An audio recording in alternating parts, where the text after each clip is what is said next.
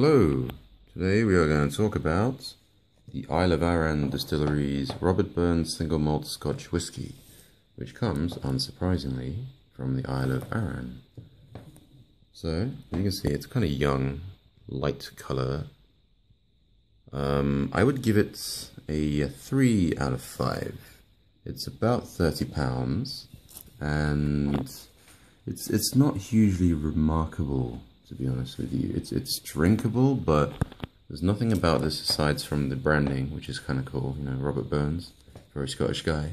There's nothing really about that that's quite remarkable aside from the branding, as I say.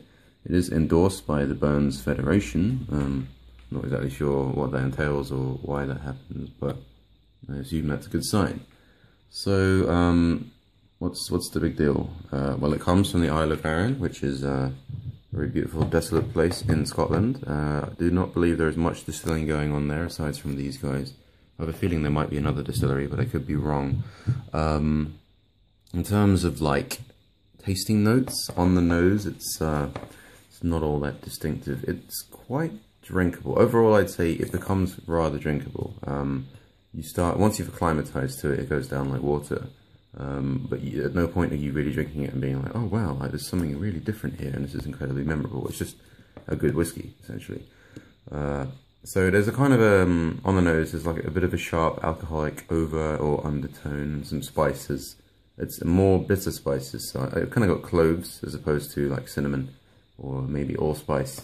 Obviously there's the obligatory vanilla, which is in everything, but it's only a little bit because there's a kind of a bit of a kick to the whiskey. The sharpness sees to it that's kind of hidden. It has a bite, definitely has a bite. So it's a good whiskey if you want to kind of get woken up or something. Maybe that's the wrong way to describe it.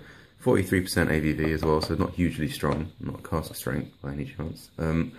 So on the palate, there is a bit of a kick, as I said. It's somewhat sharp and a little bitter. It's got like a bit of like old leather in there, I suppose. It's not a sweet whiskey by any means. It kind of opens up to a bit of smoke and leather later on if you leave it for a little while. It leads quite heavily with the caramel flavors, but there's again, the spices come after that. It's okay, you know, it's okay. The finish is probably the best bit. It's kind of medium length. The fire sort of turns to a warmth on your tongue instead. So once you let it kind of go down, it's quite palatable. And the cloves and the spiciness stick around for a bit. And I swear I caught like a bit of a mustiness, which isn't a bad thing. And at one point, shredded coconut. I may have been entirely hallucinating on my tongue. So I'd say it's okay. It's reasonably priced, you know, £30, not bad. It's a little bit spicy, but it's not really one I go for again. If you have an anti-sweet tooth, is that a thing? Can I make that a thing? And a fondness for whiskies, you may want to take a punt at it. Every one is a little different, and you may enjoy it more than I do. It probably won't disappoint you, but it probably won't kind of enrapture you either. So I don't know what to say, really. Good effort, I suppose. You know, it's okay.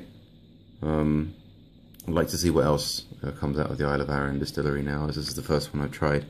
So yeah, thank you for listening and enjoy whatever it is you're doing, preferably whiskey drinking.